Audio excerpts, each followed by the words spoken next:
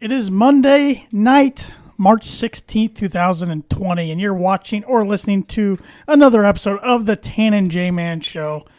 The coronavirus has stopped, canceled, postponed, suspended, literally everything. I don't know what you're talking about. I just watched the Fighting Illini win the Big Ten tournament yesterday. Except our podcast.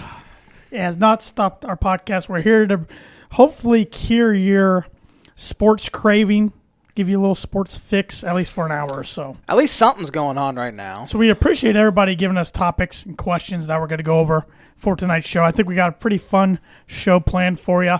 But if you're watching on Facebook or Twitter, please feel free to drop a comment or a question with a topic or something you want us to answer, and we'll do our best to answer it. Please. Yes. But tonight's episode, like it is every week, is brought to you by The Damn Landing. Whether you want an epic burger, hand-tossed pizza, hand-breaded tenderloin, seafood, craft beer, or a handcrafted cocktail, The Damn Landing is the place to be. The Damn Landing is a bar and grill located on beautiful Lake Manitou that focuses on freshness and quality. And, of course, The Damn Smoke every weekend that features barbecue and steak. And they also had chicken and waffles yesterday. They looked bomb. They looked really good on their Facebook page.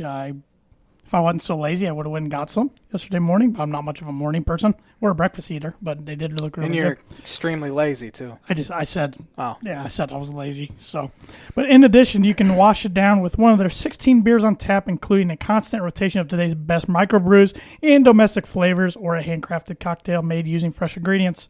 Taking the fantastic views of Lake Manitou in their beer garden or outdoor bar area, whether it be by boat or by wheels, The Damn Landing is the place to be, located at 1305 Ewing Road in Rochester.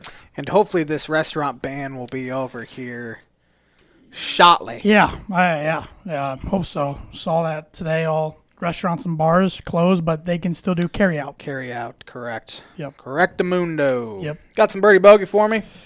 I do. It might take me a little while to find it in my phone, but I do. Let me see here.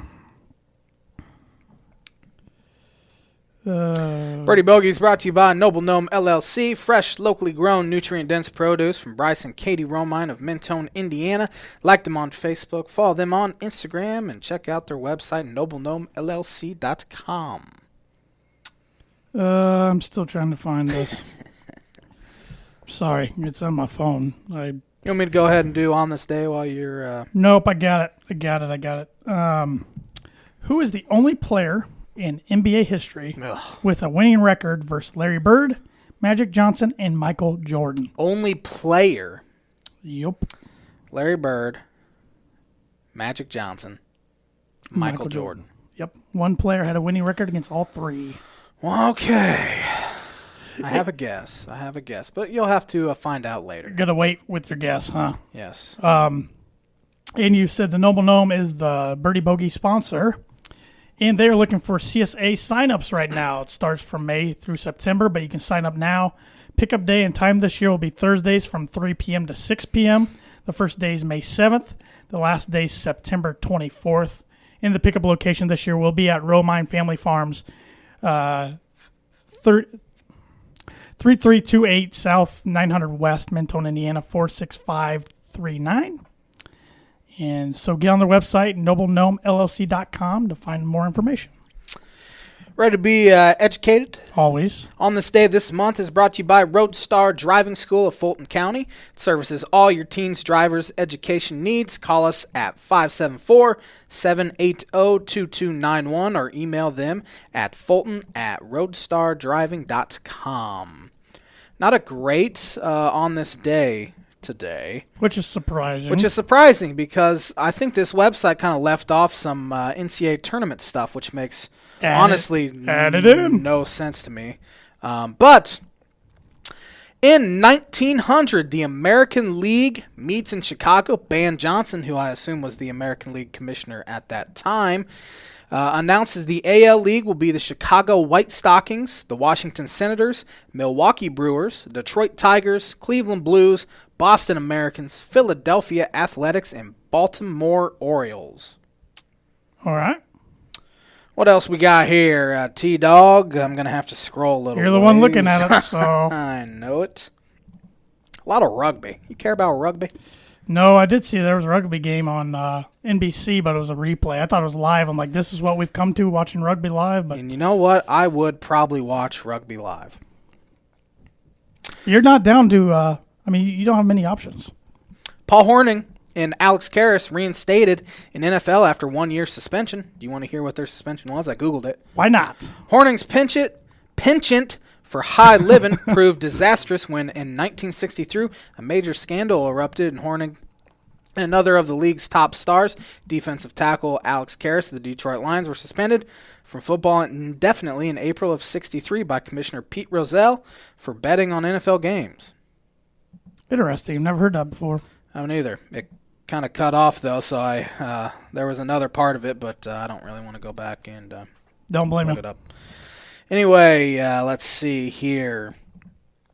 1969, the Boston Bruins scored NHL record 8 goals in one period. Wow. That's a lot of goals. 1985, MLB pitcher Denny McLain convicted of racketeering, sentenced to 25 years. What's racketeering? It's a mob thing, what they do. I don't really know what all of racketeering is, but I knew you'd probably know because you watch a lot of crime shows and read a lot of in the history 80s, books. really why you don't really hear about the mob as much anymore is because in the 80s, the government implemented these huge racketeering laws, and like one count of racketeering could get you 20 years. And so that really put a ton of mobsters away back in the 80s and 90s. Interesting. 1996, Mike Tyson TKO's Frank Bruno in the third round to gain heavyweight title. He knocked out a lot of guys. Never heard of Frank Bruno. I have not either. Man, it's just rough. A lot of ACC, SEC, Sure, that's like it was last basketball week. tourneys. 2008, the 49th SEC men's basketball tournament. Who won that one? 2008? Yes. Was this the year Georgia won it? Yes, it was. That's why I was quizzing you on that one. Because they had a losing record. the tornado came through. I believe that was the year the tornado came through and did damage. Yes. And they had to move it to Georgia Tech's campus. You remember how crazy that was? Because it was at the Georgia Dome. It was at the Georgia Dome. And and speakers were literally they swaying were from the swaying. roof. Yeah. Like blew a hole in the roof. Yeah, that was crazy. Yeah, and Georgia, I forget what seed they got, but they won their conference tournament. They were getting a 13, It was like a 13 or 14 because they were not a good. They had a losing record. Yeah, they weren't good at all. Yeah. This stops at 2014, but I know there's been some NCAA tournament.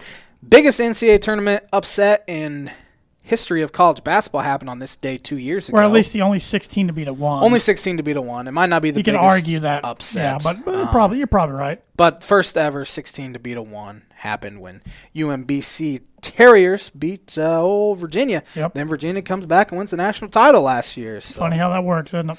Yep. You mentioned the On This Day sponsor earlier was Roadstar Driving Academy. The owner of Roadstar, Joel Burris, asked a question when we were looking for questions over the weekend. He said the ISHAA, with their tournament, they technically postponed it, but did they pretty much cancel it? And if not, what's that mean for spring sports? I mean, they technically, as he said, postponed, but in a sense, it's going to be canceled. Yeah, I think it's got to be. I just don't see any way they can continue it because, okay, you suspend it for a month. Say you try to pick it up next month.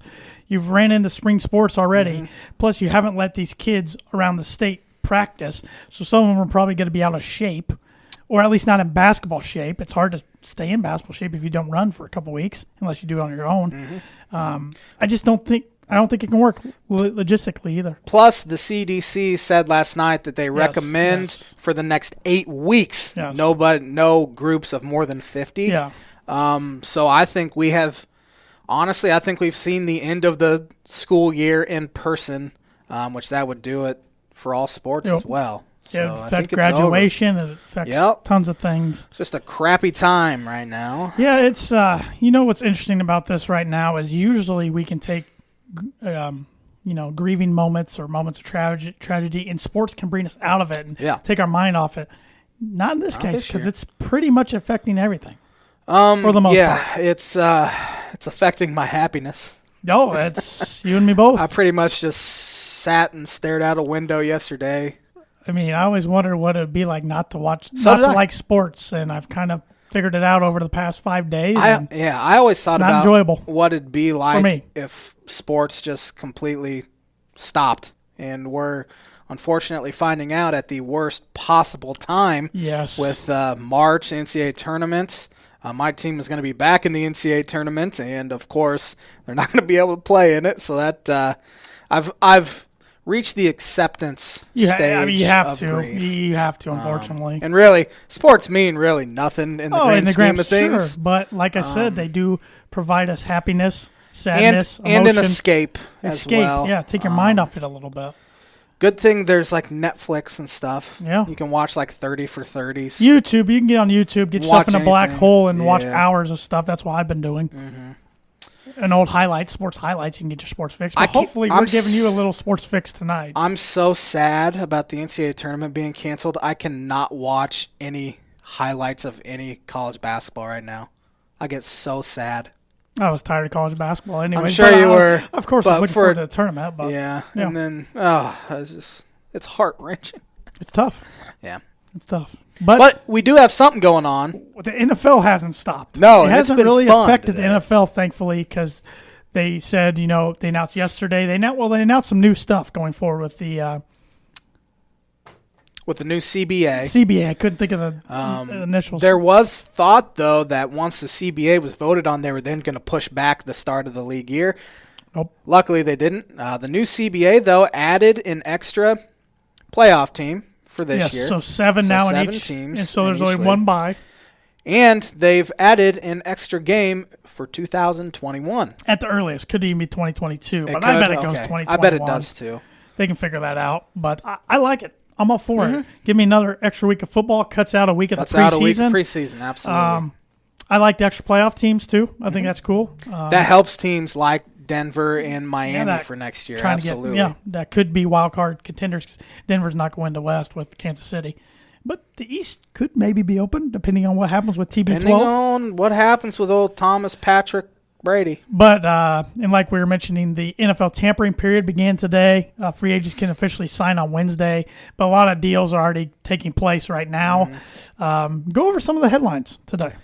Biggest headline, DeAndre Hopkins. Big trade. Huge trade. Traded to the Arizona Cardinals for David Johnson, a second-round pick, and I believe a fifth-round pick as well. And they also had to give up a fourth. Yes. I think that is an awful deal for the Houston Texans. Bill O'Brien's the new North Turner. Is he the GM, too? Because they had a GM who they have a GM, but I think O'Brien's got a lot of say in player personnel. Most head coaches have pretty much the final say, it feels like, in the NFL. I just don't know how the dude's kept a job this long. He's crazy.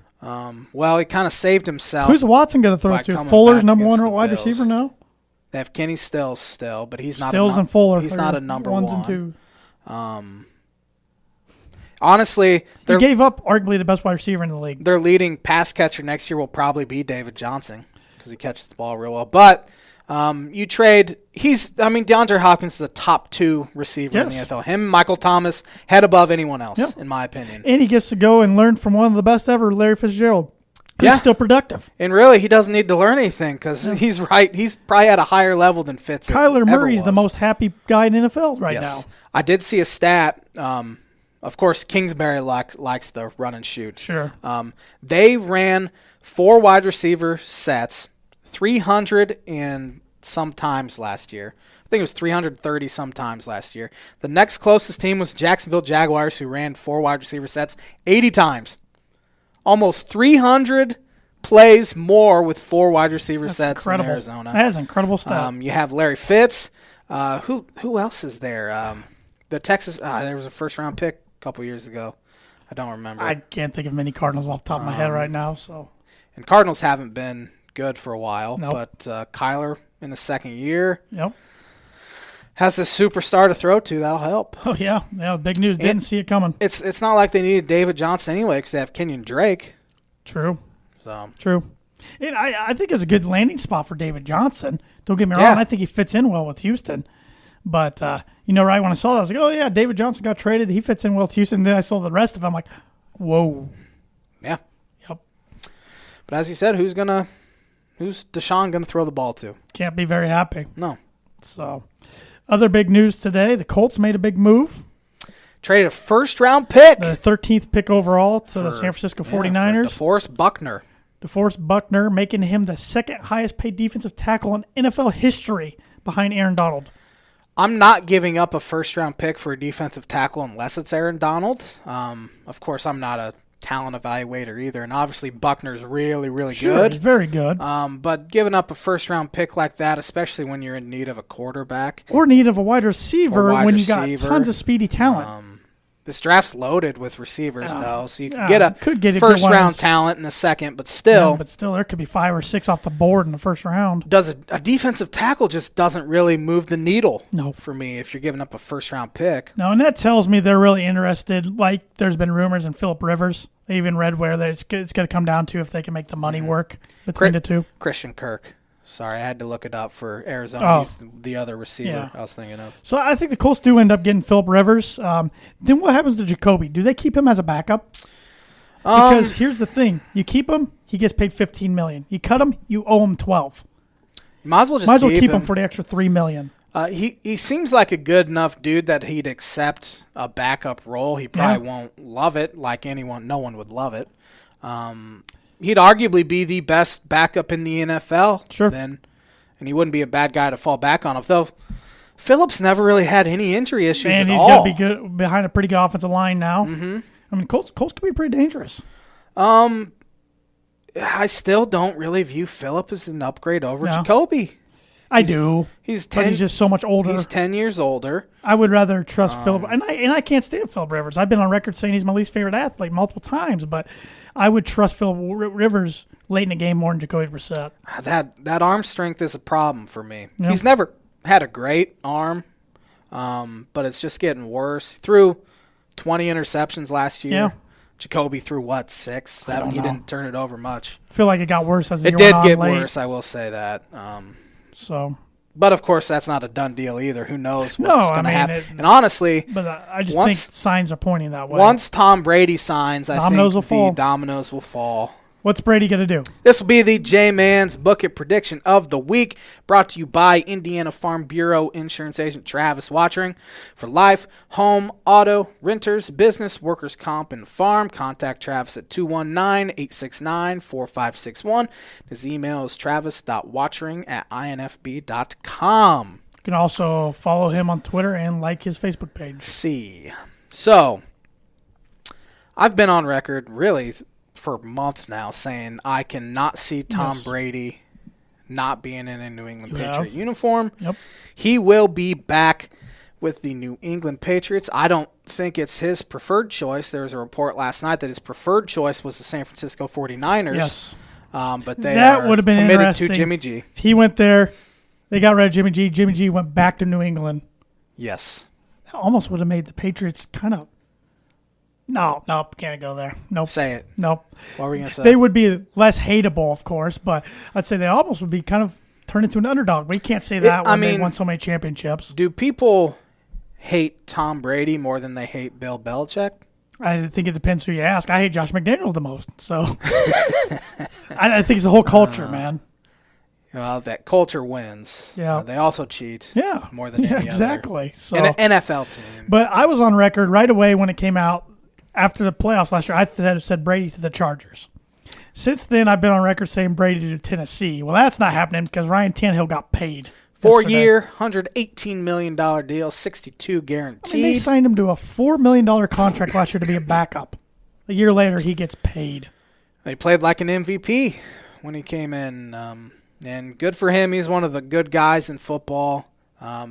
Dude's made close to $200 million in his career. Yep. It's insane. But really, for Brady, we're looking at either back to New England or to the Chargers or the Buccaneers. Tampa Bay sounds like they're a hard push. Putting in a very Vegas competitive offer. What I'm hearing, Vegas is out. There's, just hearing on Twitter. Within the coming days, Ian Rappaport or Adam Schefter will tweet out there is a mystery team involved, and so that just kind of leaves the door open for anybody when somebody does that. Yeah.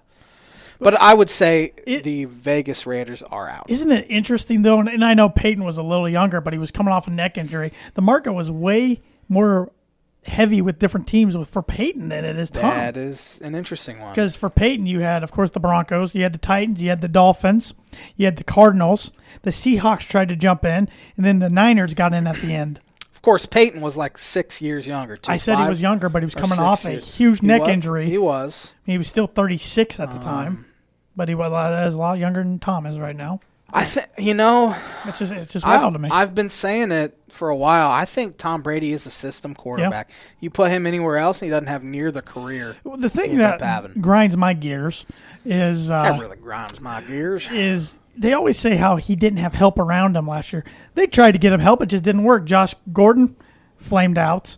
Mohamed Sanu got hurt. Antonio Brown, exactly. They tried to get him a lot of talent. It just didn't work. So cut the crap that they didn't try to go get him anybody. They did. It just didn't work out. It just didn't work out. Exactly. He still had Edelman there. Yep. But other than him, it was a whole bunch of he lost Gronkowski.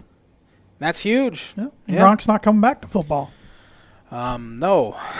So, other big free agency moves. I'm trying to think. I know there's a couple others. Couple offensive linemen signed. Jack Conklin signed with the Browns. Broncos signed one. Signed Glasgow. Dolphins signed Eric Flowers. Yep. Both teams need offensive line help. The Chicago Bears are looking to add some competition for old Mitchell Trubisky. Sounds like Red Rocket Andy Dalton could be on the move there, or Nick Foles, who so far the Jaguars have been turning down offers for. That's a bad quarterback situation there in Chicago. Not good. Trubisky is not a guy that should be a starter, in my opinion. Yeah. And honestly, at this point, neither is Andy Dalton or Nick Foles. So if they really want to go out and get a guy that they think could be their starting quarterback next year, it would be Teddy Bridgewater. That defense is still good enough. Yep. Running game, I think David Montgomery's better than he showed last year. Yep. Of course, Matt Nagy refused to give him the ball a lot. Allen Robinson's a really good receiver. They need some help pass-catching wise. But I think Teddy would put them in a good spot to even win that division next year. Yep. That'd be interesting. Mitch Trubisky, not so much. Still a lot of free agent big names out there that we'll see where they wind up. Amari Cooper, Stephon Diggs,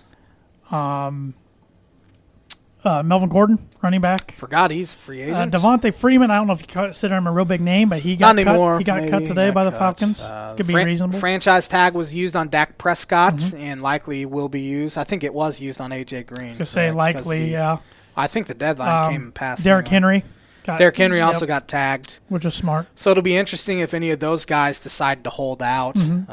I could see Dak holding out. He seems like a player that wouldn't do that. But he probably deserves to get paid. NFL Draft's going to keep the same dates. They're just not going to do it in public. They're going to do it on TV, but all virtual. I think that's fine. It's fine with me. It's going to be interesting, though, with these different pro days and workouts canceled. I think it hurts the smaller school guys. Yeah, it absolutely does. Because they can go look at the tape, but now the Senior Bowl and, of course, the season and all that stuff, combine. So... Yeah, and scouts can't be out on the road at all. No, it's going to be interesting. It's good. It's an interesting time. There's another thing with the collective bargaining agreement that was voted yes. There is leaner restrictions on marijuana use. Yep. So that will help guys that have had marijuana issues, trouble in college just come up the draft board because they're just not. Good point. I don't even think they're going to test the first time they get, or they're not going to do anything the first time they're. Yep. Busted for it. So an interesting thing, my dad brought this up today, and I had never really thought of it since we're talking about the NFL draft and everything. You know, if the coronavirus happened before the college football season, Joe Burrow wouldn't even be drafted right now, and 6 months later, he's got to be number one pick. I was going to say he's been named like the best quarterback prospect since Andrew Luck. It's crazy how that stuff happens. Wild. Wild, isn't it? Mm-hmm. Any other thoughts on the NFL? I do think Tom Brady will sign somewhere by the show next week. By next Monday? That is my bold prediction. Let's make it part of my bucket, too. He signs back with the New England Patriots. With New England by next Monday. Then the next 7 days. All right. So I think he'll let it play out a little bit. I could see that as well. I mean, maybe in little bits by a week. I mean, I really don't think he wants to go back to New England. I don't think he does either. I think he's pretty displeased with the amount of suitors out there for him, probably. Yeah, he probably thought he would be. Does he have a better chance to win in L.A. or Tampa than he does right away in New England? Absolutely not. See, there you go. No shot. There you go. I think Tampa Bay's pretty talented. They have really good receiving core. Pretty good defense. I like their coach, too, Bruce Arians. They just had an awful quarterback who turned over 40 times a game. If Jameis would cut those turnovers in half, which really that shouldn't be too much to ask, that'd be 15 picks. I mean, that's a lot of picks anyway. We'll see where he winds up, too. If you're the that Bears, a playoff team. That's a lot of money, though, if you're going to try to get him, probably. He wants $1 million for each interception he threw last year. He wants $30 million a year. That's too much for the Bears to try to spend. Ooh, I just got a notification. Miami and former Cowboys cornerback Byron Jones agreed to deal that will make him the highest paid corner in the league. I know he was looking to get paid because. Interesting. I knew Denver was. I wonder if he's any good. He's really good. He's really good. You pair him with Xavier Howard. He will not pick up a lot of balls, but he's one of the best coverage corners in the league. And yeah, Denver's interested, but the price was going to be high, so they went out and made that trade for A.J. Boye. I think maybe Chris Harris goes to Dallas then. Book it? No. But who knows what's going to happen? That's big for the Dolphins, Josh. He only has 2 career interceptions. Yeah, he doesn't pick the ball up, but he doesn't get tons of targets his way, and he's really good at coverage. The good thing is he's young too. He's 27. You pair him with Xavier Howard, who is a ball-hawking cornerback. Yeah, you got 2 good corners now. That's pretty solid there. Top 5 combination in the league. Xavier Howard had a domestic violence accusation. The charges were dropped, but we still don't know what the Miami Dolphins are going to do with him. So, it'll be interesting. I'm sure we'll have more to report on next Monday about some of our team's acquisitions. Yeah, got a whole. I mean, free agency hasn't even started yet. It starts Wednesday. Yes, just the tampering period. I'm just excited. The NFL Network and now ESPN actually has a little bit of news to talk about. The past 4 or 5 days have not been fun. We've covered that many times so far tonight, but we're just reminding you. Not been fun. And honestly, it's got to get worse. What's going to happen in 3 weeks? What are we going to talk about then when everything's done? Help, I might just have help to, us, please. Yeah. Help us. But we did get some help with some questions here. We did. Friend of the show, Sean Shriver, sent a really good question in.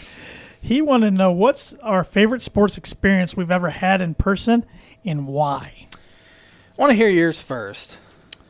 Well, if it ended better for me, I would have said last year's Elite Eight. Yes. But it didn't, so I'm not. But that environment was pretty darn cool. I mean, Purdue had at least 90% of the crowd. You knew the winner was going to the Final Four. It was such a good game, too. Great game.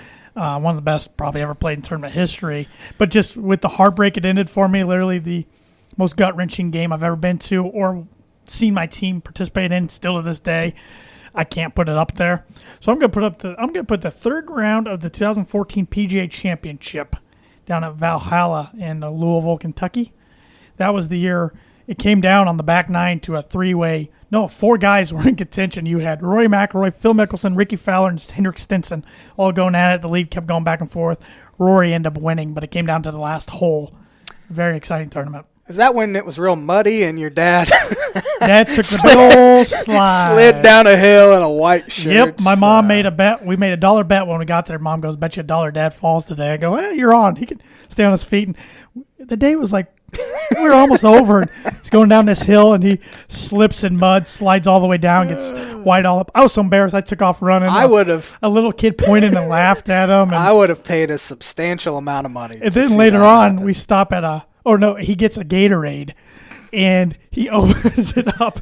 The lid pops off. It gets all over the front of his shirt, so then he's walking around with a jacket tied around his waist. And afterwards, we're heading home. We stop at Arby's, and there was a guy and his son that went to the tournament, and the guy goes, took the big fall today, didn't you?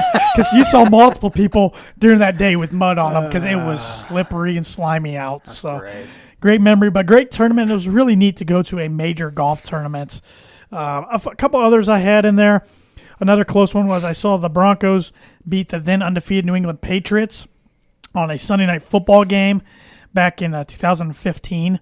That was pretty neat. C.J. Anderson walk-off touchdown in overtime. I remember that. It was snowing, wasn't it? Yep, Brock Osweiler balled out, and I thought Denver had their future quarterback. I was wrong. I also went to the Pacers-Pistons Game 1 of the Eastern Conference Finals. I believe it was 2004. Reggie Miller hit a three-pointer with 5 seconds left to win the game. And I also went to the Colts-Broncos way back in the day wild card game. I think it was Peyton's first playoff win. Colts killed them. It was the game where Marvin Harrison fell down. Nobody touched him. He got up and ran in the end zone. Colts beat him by like 40. So I've been lucky enough to go to a lot of pretty cool events, but I think that 2014 PGA Championship third round tops it off. For me, I've been to a lot of sporting events, but I've never been to like a postseason like baseball or NFL game. So the only one that really popped into my head was the 2003 Big Ten Tournament Championship, University of Illinois versus Ohio State. That was kind of right when I was getting into watching the University of Illinois. Probably the first team I remember was when they lost in the Elite Eight to Arizona back in 2001. I would have been 9 at the time. So I kind of followed them after that, and it was Dee Brown, Darren Williams, James Augustine, their freshman year, and they all started. Illinois blew Ohio State out by, I think, 15. Mike Barnett gave us Steve Alford's tickets because he's Steve Alford's agent. He gave us his tickets, and they were right in the corner, right in the tunnel area. So that was really pretty good.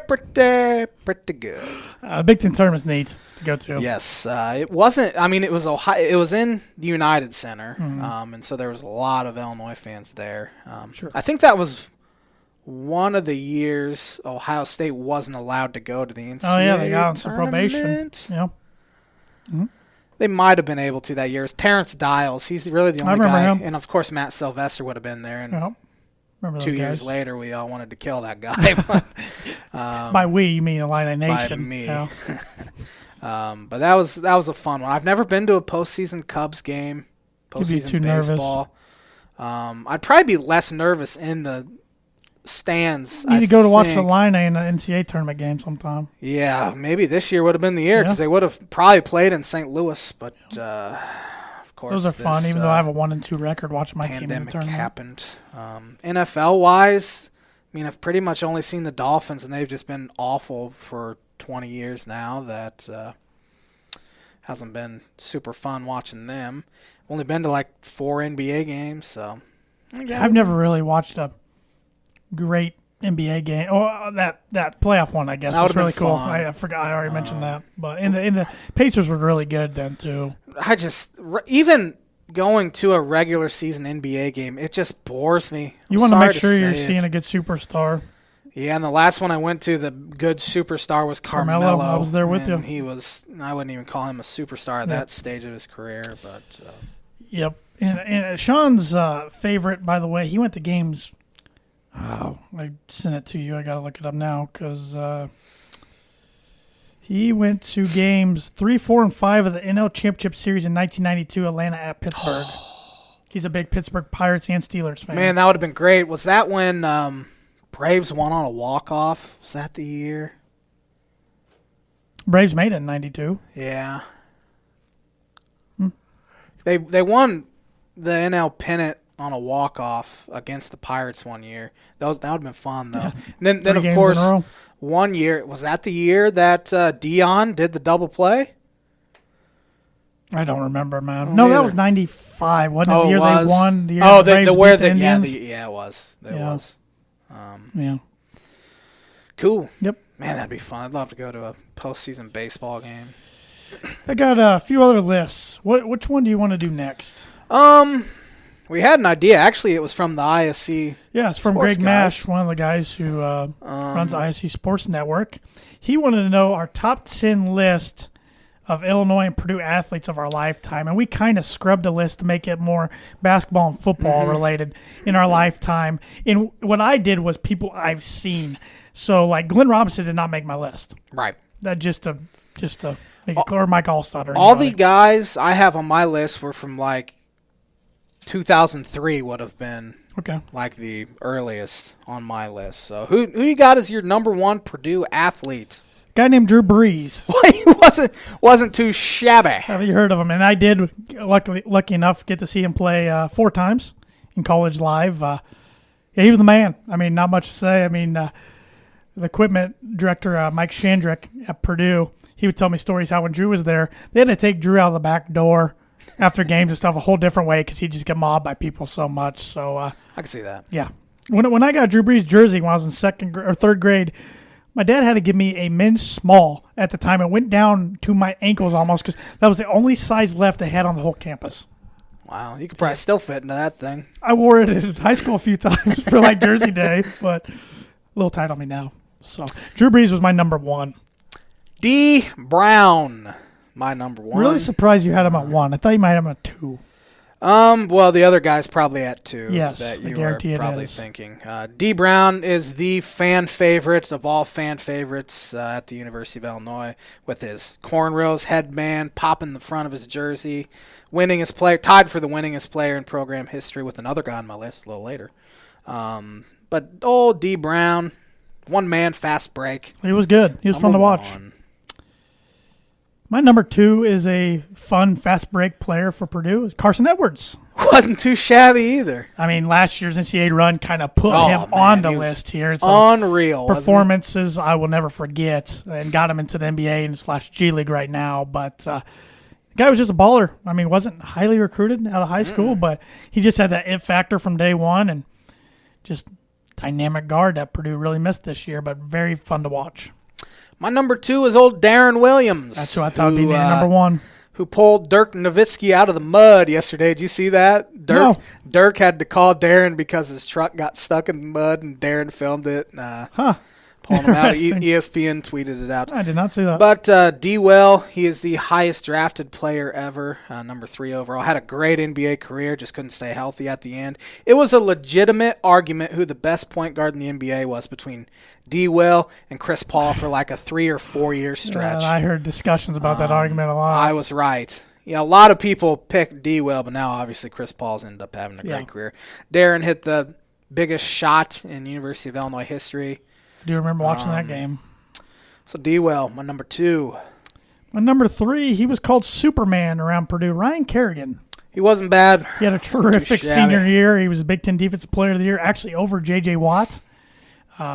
Even though I don't know which one got drafted higher than the other. I think J.J. was a few spots J.J. before went him. 12. Okay, and Ryan was 16. 11 or 12. He was a little 16, before. But he's still having a great career for the Redskins. Is he a free agent, or is he? I don't believe so. It seemed like maybe last year was a free agent. But he's a guy who he's very talented, but he wasn't, Purdue, he wasn't maybe the most talented guy, but he outworked everybody. You could tell when he's a true freshman playing. High motor. Like, this guy's going to be good. High motor, yes. I mean, his senior year, they went 4-8, but he was just a force that year. And seems like a really likable dude, so he's number 3.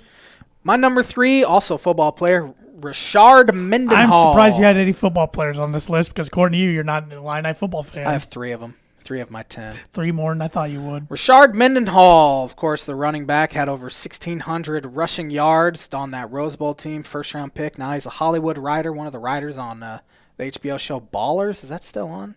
No, it ended last year. I think he was one of the writers, and I think he was one of the creators of the show too. Good show. I like that show a lot. He was a superstar at Illinois. They just handed him off. He was really the only player on the field in that Rose Bowl game against USC that actually looked like he belonged. Yeah. On the same field as USC. So number 4 for me is Caleb Biggie Swanigan. Not bad. It's only a 2-year career at Purdue, but his sophomore year especially was pretty sensational. He was special to watch. Another guy who just worked harder than everybody, had a higher motor than everybody. Hadn't had a great NBA career by any means, but he's still playing, still getting paid by the Blazers, and he's, a Boiler for life. Purdue's pretty lucky to get him. Thankfully, he decommitted from Michigan State, which I still think to this day he really wanted to go to California.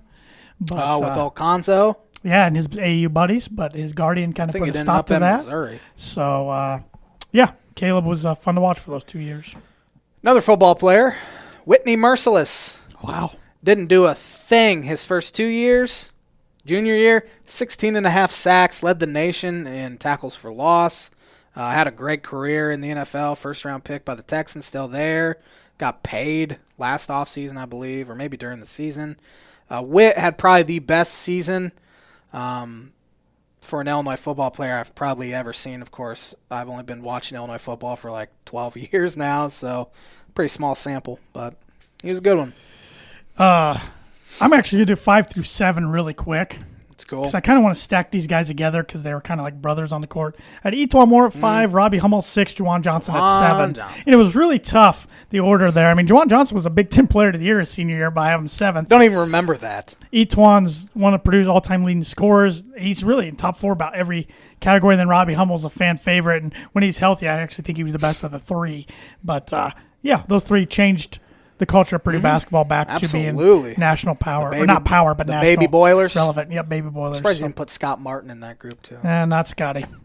Honorable mention. Number 5 might be a case of recency bias here, but Ayo Dosunmu. Wow. He decided, I've said this many times, decided to come to his home school when wasn't cool to come to the home school in Illinois, and wanted to change the culture and bring them back to relevance in the tourney. He did all those things, and then worldwide pandemic happened, and he won't, unfortunately. It just sucks because I was so looking forward to the nation being able to get their first true glimpse of Ayo, because he's so much fun to watch. He might come back. He might. I doubt but you never know. He's not really listed as a first-round pick now, but next year, if he comes back, everyone comes back, they could win the Big Ten. They're probably preseason top 10 if he comes back. Which would be great, but he is my number 5. Go ahead and do 6 and 7, too. Catch up with me. Malcolm Hill. Number 6, he averaged 4 points a game his freshman year, ended up being the 3rd all-time leading scorer. That's incredible. John Gross let him down by not ever letting him make the NCAA tournament. Had really nobody around him. Kendrick Nunn, but he couldn't stay out of trouble. Or he's doing pretty well for the Heat. He was hurt a lot too. Yeah, he is.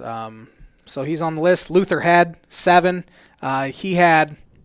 He was actually the leading scorer on that 2005 team. Nobody even really realizes that because D. Will and D. Brown were more well-known and more marketable. The thing that people don't remember is I believe Salim Stoudemire had a chance to hit a 3, had a real good look for 3 as time expired in that Elite 8 game when it was tied, when Illinois came all the way back and it was tied. Luther Head seemingly came out of nowhere and swatted the crap out of the ball. Illinois ends up winning in overtime. So Luther. And number 7? That was my number 7. That was your number 7. Malcolm Hill was my 6. 8 through 10's football players for me. Number 8's Rondell Moore. He's only had a year and 3 full games in a Purdue uniform, but that 1 year he did enough on the field to fun to watch. Put him in the top 10. And he looks fully healthy. I saw another video of him today down in Dallas playing catch with David Blau, former Purdue quarterback. They're training together right now, and he's doing cuts and moves all over. It's like, yeah, he doesn't look hurt at all. So it's good news, and excited if he stays healthy, see what he can do on the field come August, assuming we have college football this year. Yeah, hope so. My number 8, I felt like I needed to put another Illinois football player on there, so I did. A.J. Jenkins had a great senior year and ended up becoming a first-round pick for the 49ers. Yeah. Had over 1,000 yards his senior year.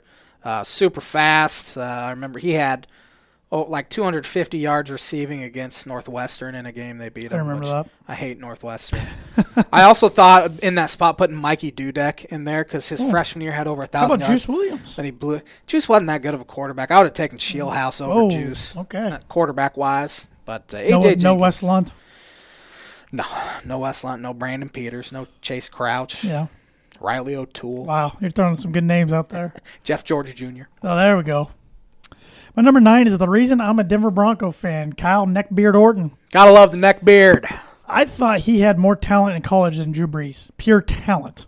Arm strength. Size. Even size. I thought he was going to be the better pro quarterback out of the two. I never thought Drew would be – I thought Drew would be more of a backup, maybe, a decent starter. And I thought Kyle would be a superstar. And, boy, was I wrong. He had an okay pro career. But, man, he was balling his junior and senior year at Purdue.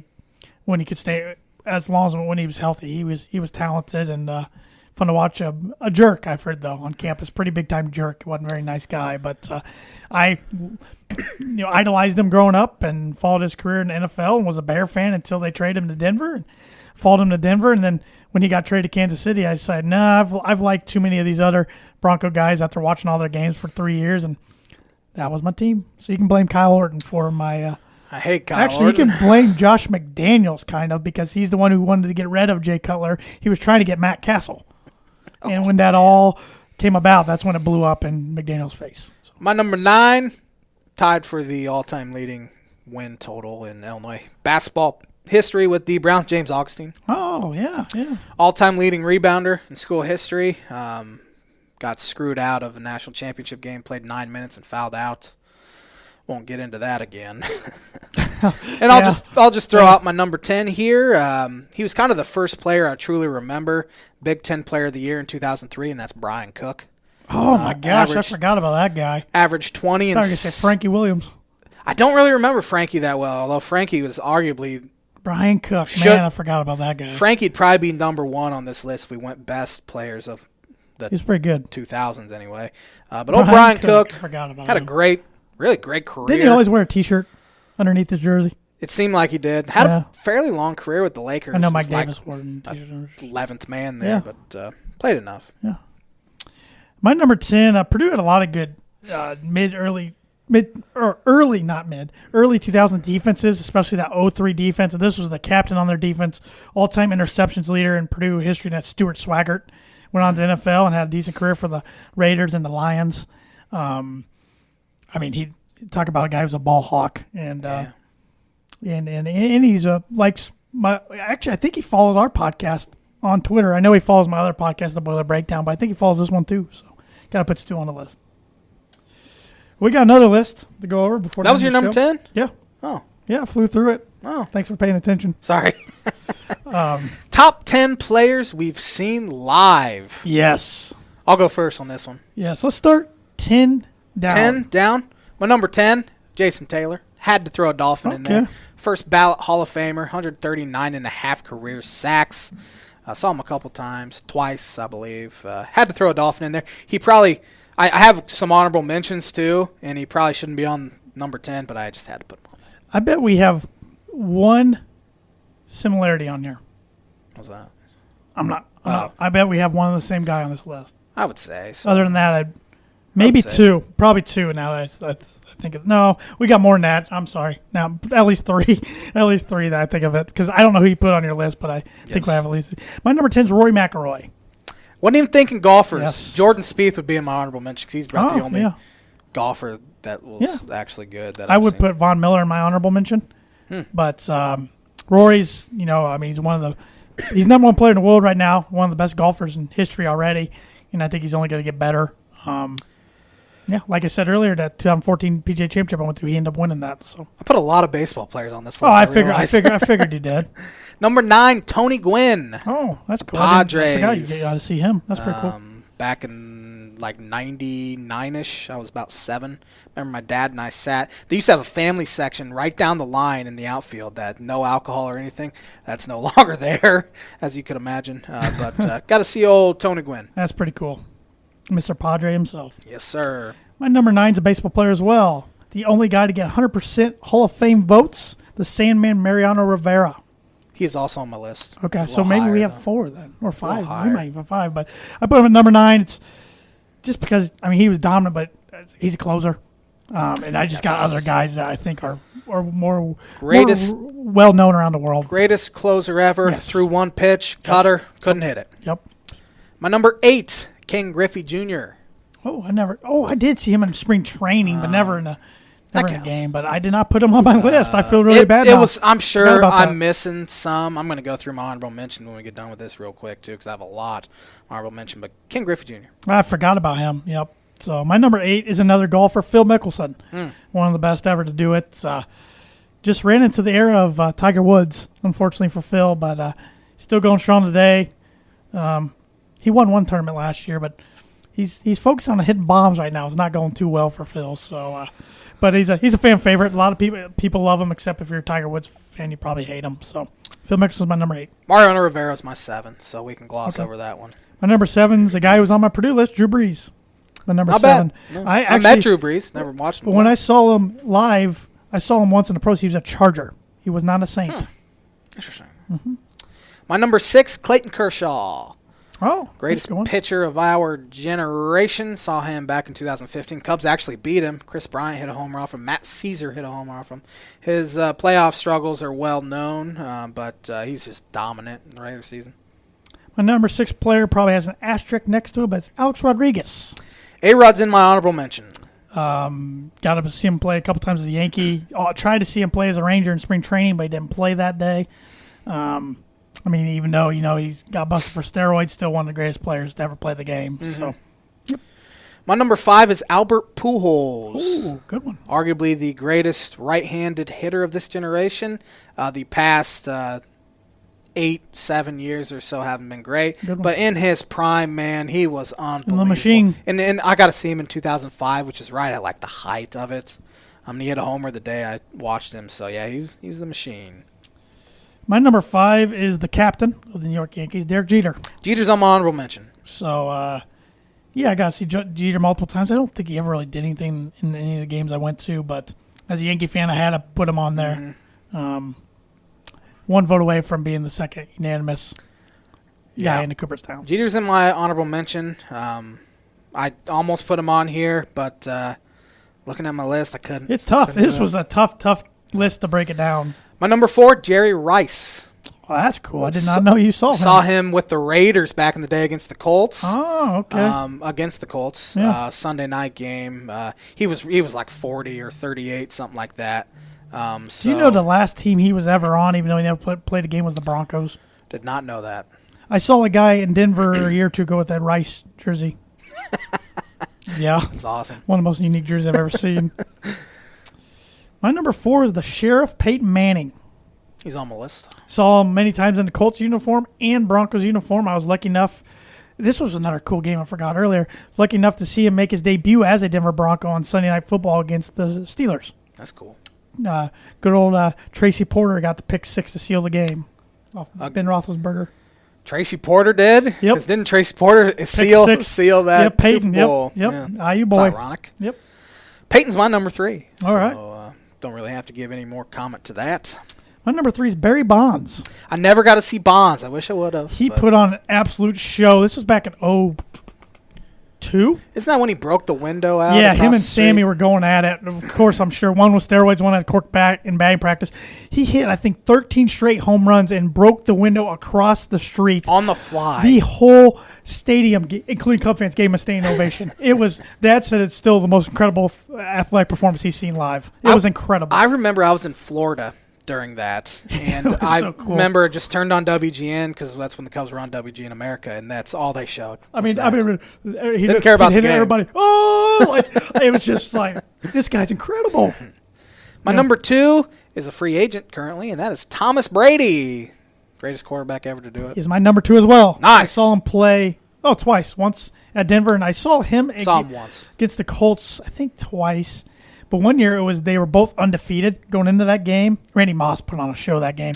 Dwight Freeney sacked him. The decibel level in the RCA Dome was higher than a jet plane taking off.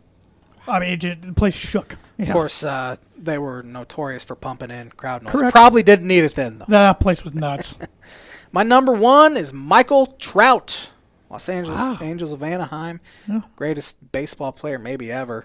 Wow, that's a quite a bold statement there. He is. We're literally watching Mickey Mantle right now. I feel like nobody's appreciating it. And nobody cares. Yeah. And it annoys the crap out of me. So he's my number 1. You can guess my number 1. Tiger Woods. Yeah. My dad forgot. And he's like, oh, yeah, that makes sense. I mean, the guy holds every I figured Tiger was the guy. I mean, at one time, he was a top 10 probably most recognizable person in the world. Everybody knew him, Tiger. Yeah. I mean, it was one guy, when I got his autograph, I couldn't even get words out of my mouth. I couldn't even say thank you. I was just numb. And I'm not even a huge Tiger fan at all, but I root against him, actually. There's no sports on right now, and we turned it to the Golf Channel, and it is an interview with Tiger Woods from 05. From like 05 back on the Regis and Kelly show. Yep, so did you have any honorable mention? I did not put any down, but I put quite a few down, so I'll just rifle through them. Pudge Rodriguez. Another one I tried to watch spring training, but didn't get a chance to. A-Rod Jeter. I put Giancarlo Stanton on there. Just put it on there. I've never seen him live. Christian Yelich. Saw them both with the Marlins. Rob Gronkowski. Yeah, he could have been on my honorable mention. I wasn't even thinking of him. Charles. Randy Moss would be on my honorable mention. Charles Woodson was also with that Raiders team. He's a Hall of Famer. Edgerrin James, who just became a Hall of Famer. Yeah, if we're doing that, then I could put DeMarcus Ware in my honorable mention. Terrell Owens, Marvin Harrison. Marvin, yeah. Vince Carter. Never saw Vince. Jason Kidd. Reggie. Nope. Yeah, Reggie could be honorable mention. I did not have any NBA players. Melo. And I had to put on there, I saw Derrick Rose during his MVP year. I did too. He was awesome I did too, year, in 2010. so I had to put him on there. Yep. So that was fun. Yep. Do you want to wait to do the other list Yeah, we only week? got a little under 5 minutes, minutes. yeah. We got a list. No, I'm not going to spoil it. We're gonna save for next week. But a good buddy of the show, Evan Webb, provided us actually 2 questions that we'll answer next week. We're going to try to spread it over 60 minutes. But we sure appreciate everybody that has tuned in tonight and that sent in questions and lists. And please, if you think of something we can talk about the next few weeks, send Josh or I a text or comment on our Facebook, Twitter, Instagram, wherever, and we'll get to it. We'll make sure we get to it. So Byron Jones got 5 years, $82.5 million, 57 guaranteed. Yeah, I thought it was like $17 million per year or something like that. So Birdie Bogey, again for you, Josh. There's one player in NBA history to have a winning record over Larry Bird, Magic Johnson, and Mr. Michael Jordan. Who is that player? There's one person that popped into my mind right away, and that is Isaiah Thomas. You got a birdie. Yeah, good guy. I mean, he was in the Eastern Conference, so he played against 2 of them quite a bit and played against Magic a lot in the finals. Figured he was, he went to the finals quite a bit and was in that era. Yep. Good one. And I figured it'd probably be a well-known guy. I missed it. I think my guesses were like Akeem Olajuwon, then Clyde Drexler. I was thinking of guys who made the finals. And, yeah, so good guess. I think that's 2 birdies in a row for the Jays. I think you're right. I got a par last week. So I forget what my question was. Something about Illinois. I got the McCamey, but I missed the DJ Richardson, which I could have guessed from now until the end of 2020. Yeah, I didn't like that one question right. too much. But we still got about 3 minutes. I hate to try to wrap this up really quick, but want me to sing? Sure. I don't want to sing. But I'm kind of out of stuff to cover. I ran out of the run sheet, but I guess just thank you again for everybody who watched tonight live on the ISC Sports Network. If you watched on any of the 9 television providers around the state, if you watched on the app, which you can download the app for free, go do that in the App Store or Google Play Store. Thank you to everybody who's been listening. If you're listening on Apple Podcasts, please give us a 5-star rating and review. That really helps us out, and we really do appreciate it. And we'll even read the reviews as they come in the next few weeks. We'd also like to thank our sponsors, Noble Gnome LLC, Indiana Farm Bureau Insurance Agent Travis Watchering, and what's the Roadstar Driving School of Fulton County. Yes, we want to thank all 3 of them for their continued support. And the damn landing. Yeah, I thought Jinx, you already mentioned. you owe me a soda. Sure. We want to thank all 4 of them for their continued support. We really appreciate it. It helps us out a lot. And like I said, if you're watching this and you like to listen to podcasts or just want to make your friends know about our show, please spread the word. And you can find us on about any podcast platform out there, excluding SoundCloud. So listen, subscribe, give us a rating, review. We really appreciate it. So until next week, that will do it for the Tan and J-Man show. We'll be back Monday, same time, same channel. Same bat time, same batch. Same channel. Not sure what we'll talk about yet, but we'll figure it out. We appreciate you tuning in, and stay safe, everybody.